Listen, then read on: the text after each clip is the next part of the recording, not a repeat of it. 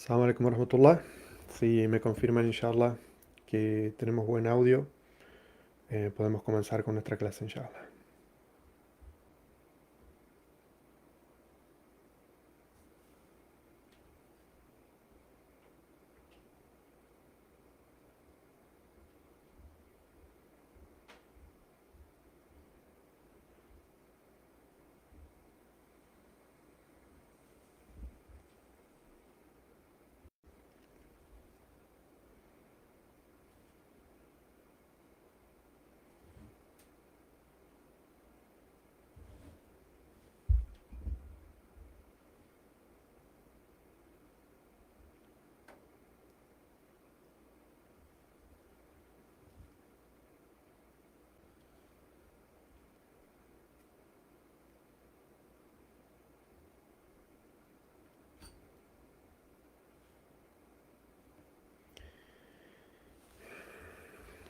Estoy queriendo compartir esto en mi perfil, pero no encuentro cómo. La tecnología siempre me gana.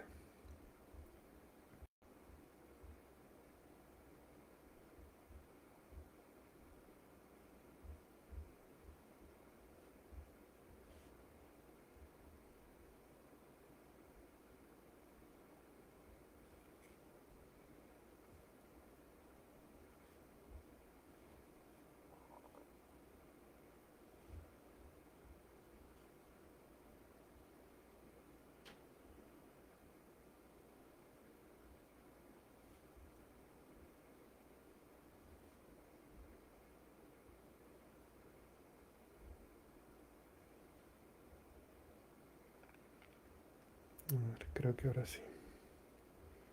Ya los leo.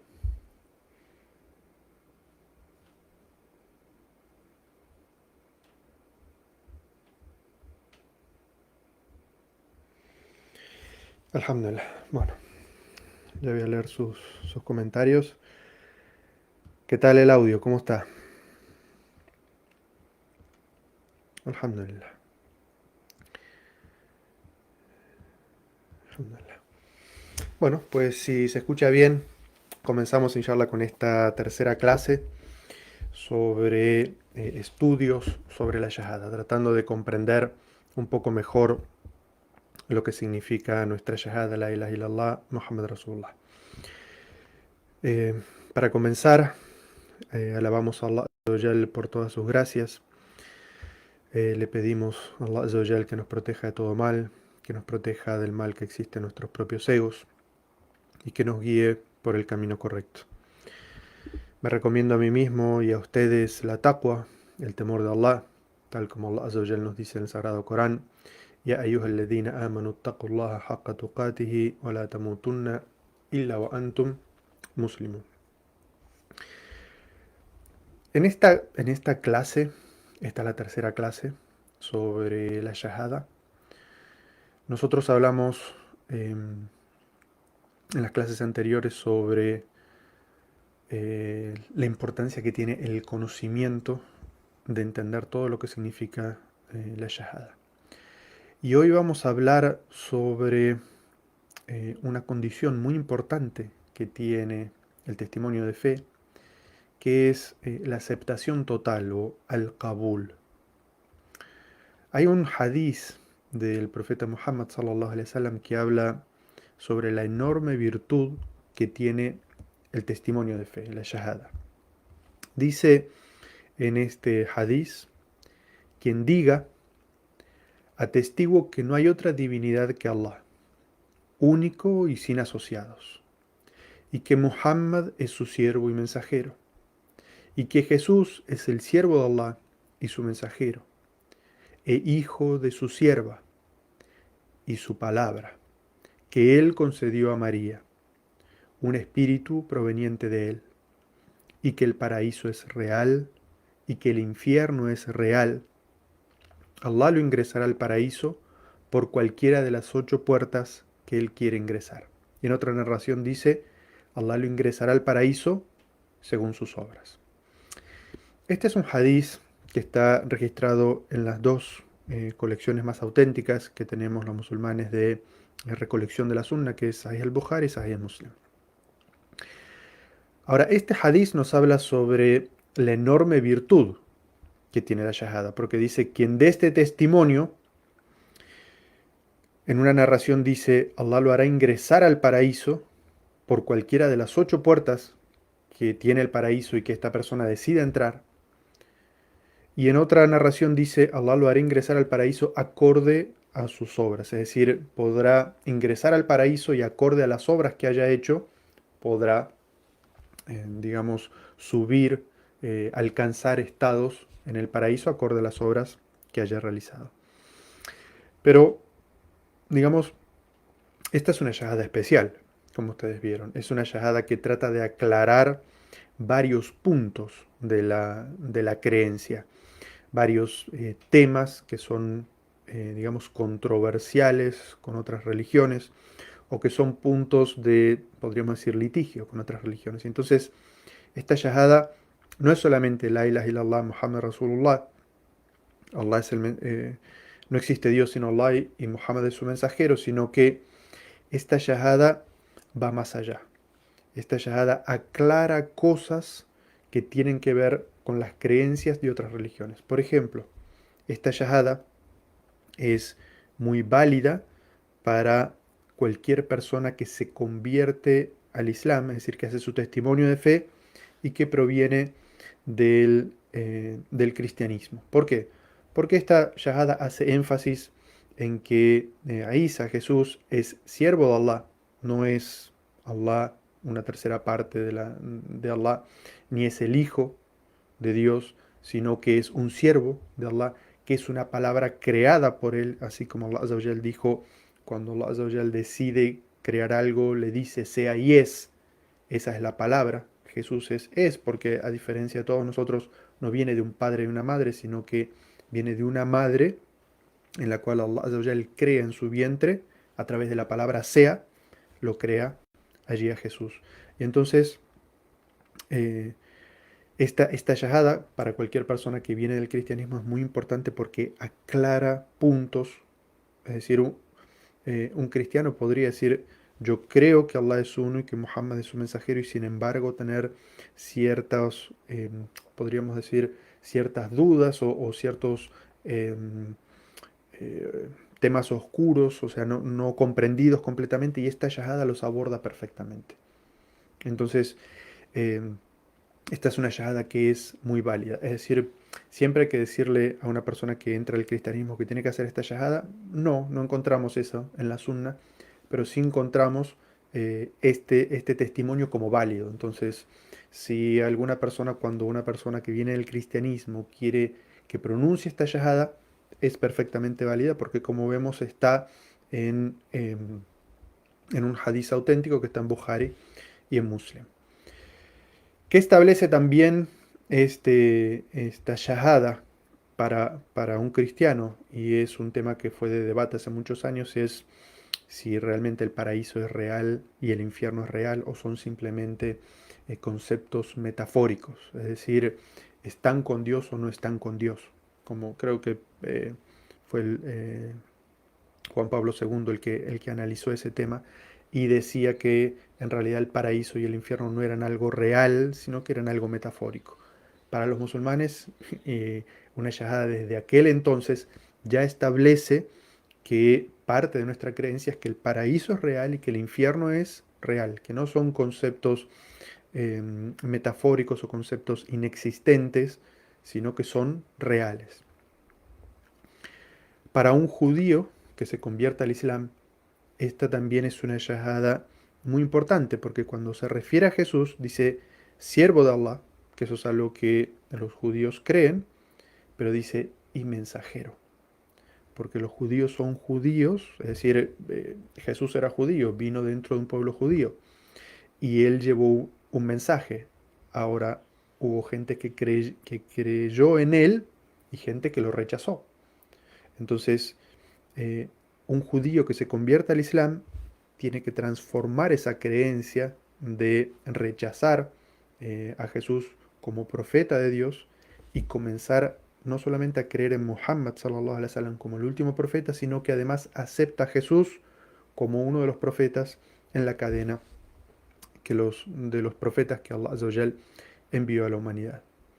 Ahora, hasta para los musulmanes esta shahada tiene un significado especial, porque esta shahada no simplemente nos habla sobre la enorme virtud que tiene quien diga todos estos testimonios, sino que al final de la shahada, cuando Allah Azza wa Jal dice perdón, el profeta sallallahu alaihi wasallam dice en esa narración, acorde a lo que ha hecho de obras, es un testimonio muy importante porque enseña a los musulmanes de que el imán, la fe, está basado tanto en creencias como en obras. La salvación se alcanza a través de creencia y a través de obras. Entonces, esto es como una respuesta a aquellas personas que, eh, digamos, aceptan el Islam o son musulmanes de familia, pero no practican nada, absolutamente nada del Islam. Y dicen, bueno, es que ser musulmán está en el corazón. Uno los puede ver cometiendo una falta o que no están cumpliendo con alguna obligación o algo y les recuerda y dicen, no, no, lo que pasa es que la fe está en el corazón. Es decir, con creer es suficiente. Esta narración, el hadiz, establece claramente de que la salvación se alcanza con ambas. Con creencia en el corazón y que esa creencia se transforme o se traduzca en obras. Ahora, volviendo al tema de nuestra clase, porque este hadiz sobre lo que habla es sobre la virtud de la shahada.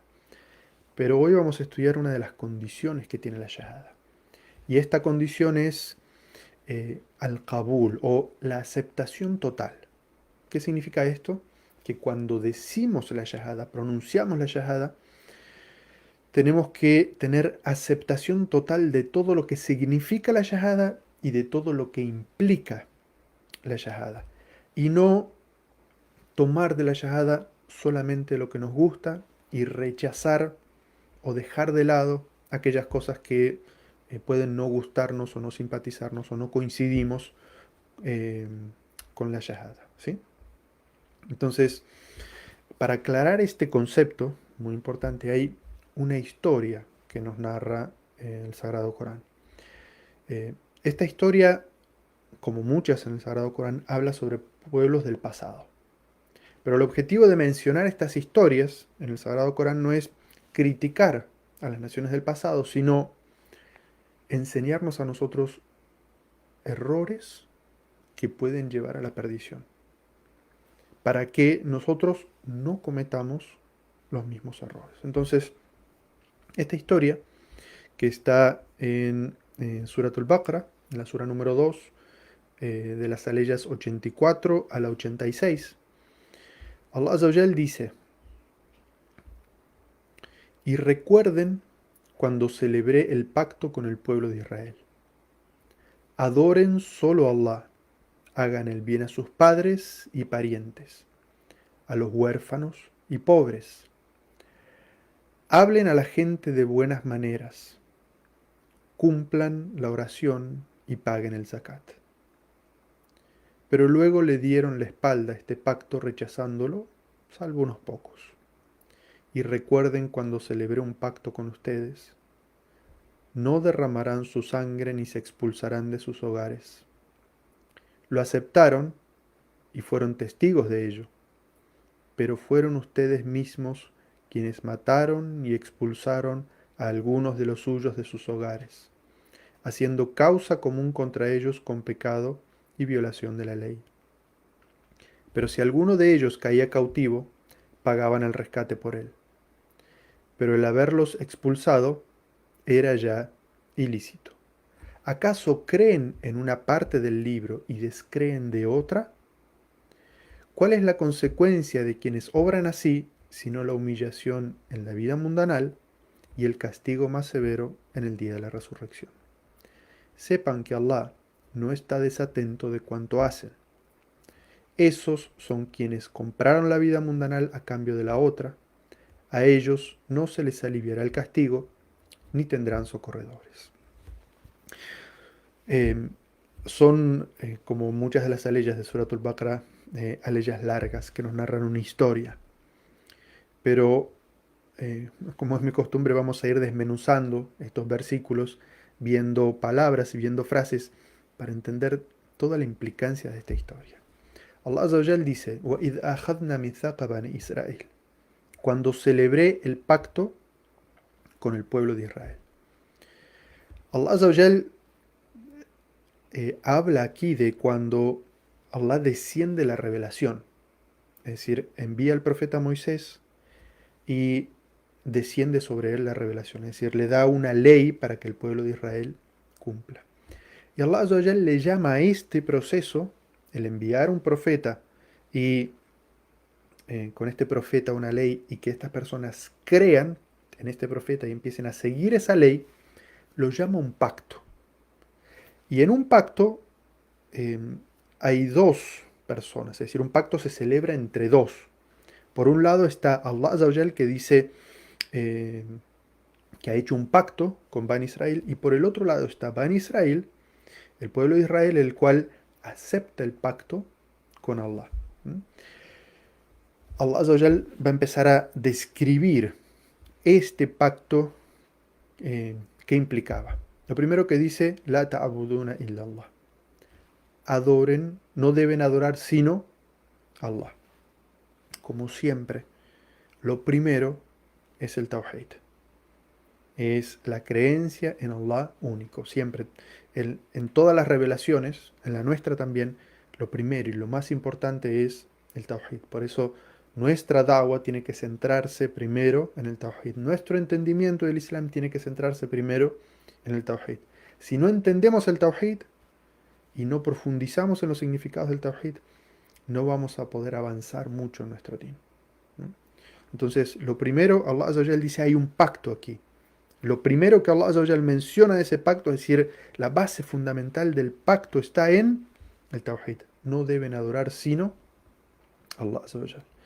Recuerden que Bani Israel, el pueblo de Israel, era originalmente, eh, o es originalmente monoteísta. Allah Azza wa Jal hace énfasis en esto. Recuerden que cuando el pueblo de Israel sale de Egipto, acompañado de Moisés, y pasa por un pueblo que tenía unas representaciones de Dios, esto está mencionado en el Sagrado Corán, ellos le dicen a Moisés: haznos una representación de Dios, de la misma manera que ellos tienen una representación de Dios. ¿Sí? Entonces, obviamente el Sagrado Corán, a través de Moisés, entendemos cómo esto es un acto de idolatría. ¿Por qué? Porque están pidiendo que atribuirle a Dios una forma dentro de la creación. ¿Sí? Y por eso Allah Azza wa Jal comienza describiendo el pacto con el pueblo de Israel diciendo: no deben adorar sino Allah, sin representaciones de Allah. Lo primero es el Tawhid. Y luego dice: وَبِالْوَالِدَيْنِ إِحْسَانًا وَذِي الْقُرْبَى وَالْيَتَامَى وَالْمَسَاكِينَ. Dice: hagan el bien a sus padres, o a sus padres denle el mejor trato, también a los parientes, a los huérfanos y a los pobres. Es decir, hasta aquí estábamos hablando del Tawhid. El Tawhid es una acción del corazón. Y una persona podría interpretar de que la relación con Allah es algo que está basado en purificarme a mí mismo, mi propia relación con Allah. No importa lo que pase alrededor. Y Allah Azza wa Jal está hablando del pacto con el pueblo de Israel. Y dice que la base es el Tawhid, pero que junto con esa base que es el Tawhid vienen acciones. Es decir, nuestra, nuestra relación con Allah Azza wa Jal se demuestra también a través de cómo tratamos a las personas. Y por eso es que en el Islam no existe ese concepto de apartarse absolutamente, renunciar a todo en la relación con las personas e irse a vivir solo a una cueva en la montaña, porque hay muchas formas en las cuales nosotros adoramos a Allah tratando bien a las personas. Fíjense que dice: Wabil walidaini ahsanan, y a vuestro padre el mejor de los tratos. Es decir, para darles buen trato a los padres tenemos que tener relación con ellos. Wadil Qurba, y que es la familia extendida. Es decir, el musulmán hace énfasis en tener buena relación con todos, con toda su familia extendida. O al yatama, que son los huérfanos, o al masaquín, que son los pobres. ¿Cómo un musulmán va a saber quiénes son huérfanos en una sociedad? Nadie lleva un cartel. ¿Y quiénes son los pobres? Los que el misquín es el que realmente necesita ayuda. Entonces, esta parte del versículo nos está hablando de que eh, tenemos que trabajar el tawhid y a la vez que trabajamos el tawhid, tenemos que integrarnos con la sociedad y tratar bien a las personas que están junto con nosotros. Es muy interesante. Luego Allah Azza wa Jal dice, وَقُولُ لِلنَّاسِ حُسْنًا. Dice, y hablen a la gente de buenas maneras. Y este es, digamos, como Allah Azza wa Jal está diciendo, hablen a la gente de buenas maneras. ¿Qué es lo opuesto a hablar de buenas maneras? Es el lenguaje de odio, el lenguaje que insulta, el lenguaje violento.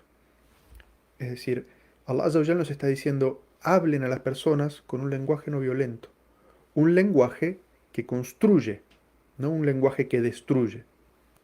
Entonces, eh, vamos a ver que más adelante este versículo habla de cómo se pasa de, si se abandona esto de hablar de buenas maneras y se cae en lo que es el lenguaje de odio y el lenguaje de violento, eso lleva a unas acciones, ¿sí? Que es la violencia, que es la discriminación.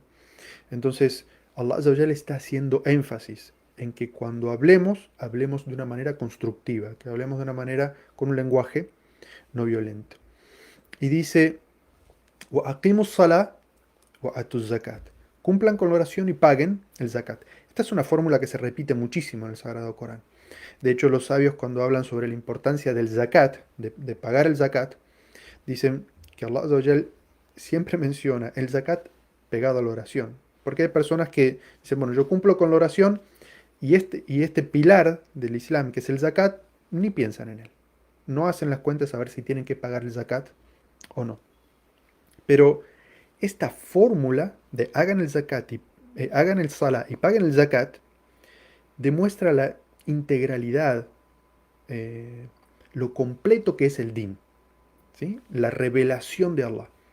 Porque el salah es algo que nosotros hacemos para relacionarnos con Allah. En nuestro diálogo íntimo con Allah es la construcción de nuestro imán a través de la oración, de la devoción. Y el zakat es la construcción de la sociedad. Es decir, es cómo nos integramos positivamente a la sociedad haciendo algo bueno por ellos. Por supuesto, el zakat digamos, el salah se hace por amor a Allah. Y el zakat se paga por amor a Allah, pero también por amor y compromiso con el prójimo. Entonces, es como si esta parte, esta fórmula, que está muy repetida en el Sagrado Corán, nos muestra lo integral que es el Islam, la revelación de Allah Azza wa Jalla a la humanidad, que es fortalecer la relación con Allah y comprometerse con el bienestar social. Luego dice Allah Azza wa Jal, "Thumma tawallaytum illa qalilan minkum wa antum mu'ridun". Luego le dieron la espalda a este pacto rechazándolo, salvo unos pocos. Es decir, hasta aquí Allah Azza wa Jal dijo que había un pacto y describió el pacto cuál era. Y luego dice, ese pueblo que celebró el pacto con Allah, dice, le dio la espalda a este pacto. Presten atención a esto, porque vamos a entender más adelante cómo es que le dieron la espalda al pacto. ¿Mm? Dice, la mayoría de la gente le dio la espalda al pacto y lo rechazó, dice, salvo unos pocos. De los que celebraron el pacto, pocos fueron los que mantuvieron el pacto con Allah. Luego Allah Azza wa Jal dice, وَإِذْ أَخَذْنَا مِيثَاقَكُمْ لَا تَسْفِكُونَ دِمَاءَكُمْ وَلَا تُخْرِجُونَ أَنفُسَكُمْ مِنْ دِيَارِكُمْ. Y recuerden cuando celebré un pacto con ustedes, ¿cuál era? No derramarán su sangre ni se expulsarán de sus hogares. Ahora, es muy interesante cómo Allah Azza wa Jal dice, وَقُولُوا لِلنَّاسِ حُسْنًا, es decir, hablen con buenas palabras, e inmediatamente después salta a, y no derramarán sangre, porque hay una relación entre las dos cosas. Cuando se deja de hablar bien a la gente, se deja de utilizar un lenguaje no violento, y cuando se deja de usar un lenguaje constructivo y se usa un lenguaje violento, un lenguaje de odio, lo que se empieza a construir es justamente odio y rencor, y eso lleva necesariamente a derramar sangre. Y por eso es que el lenguaje de odio es un crimen, porque lleva a derramar sangre. Es, eh, digamos, el lenguaje de odio lo que va generando es la normalización del rencor y el odio hacia quien se está describiendo. Y por lo tanto, después cuando se atenta contra la vida, cuando se le persigue, cuando se le mata, nadie, digamos, eso se considera normal. Eso es lo que construye el lenguaje de odio. Y por eso tenemos que ser muy cuidadosos. Allah Azza wa Jal dice, وَقُولُوا لِلنَّاسِ حُسْنًا.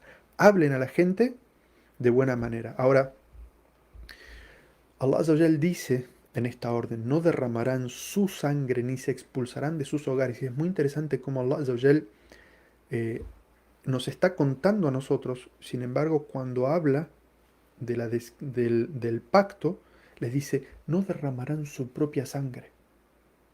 Es decir, no está diciendo no derramarán la sangre de otros.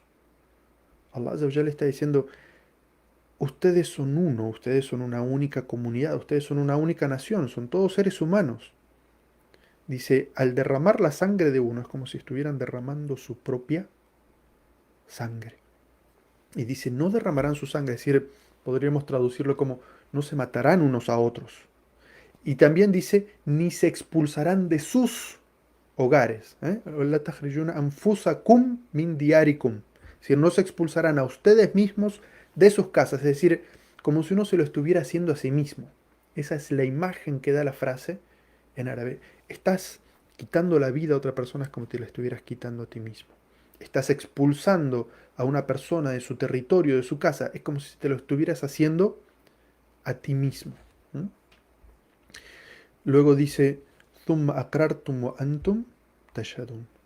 Ustedes aceptaron este pacto y fueron testigos de ese pacto. ¿Mm? Es decir, aquí es donde está el concepto del Kabul. Aquí es donde está el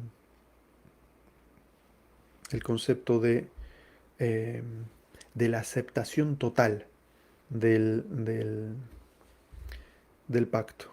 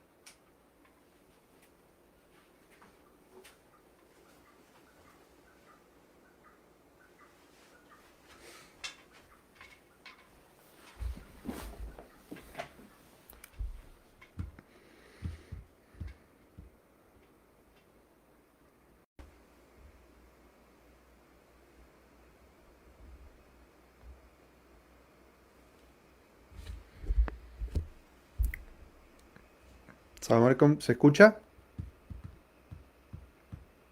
Tuve un problema con la batería de la cámara.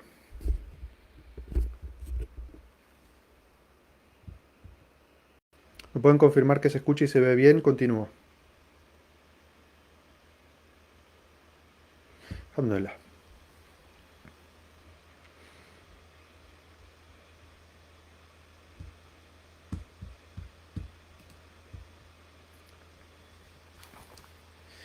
Entonces, Allah Azza wa Jal dice, Thumma akrartum wa antum, eh, de la aceptación. Allah Azza wa Jal dice, Thumma akrartum.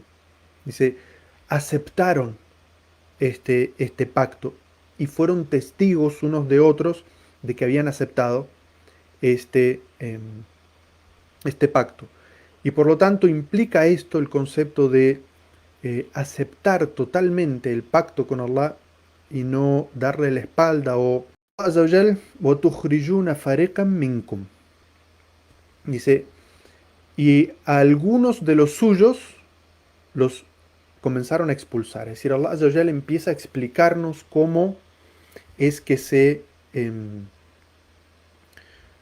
eh, cómo es que violaron ese pacto. Y entonces dice وَتُخْرِجُونَ فَرِيقًا. La palabra fariq eh, significa algo que se aparta, ¿sí?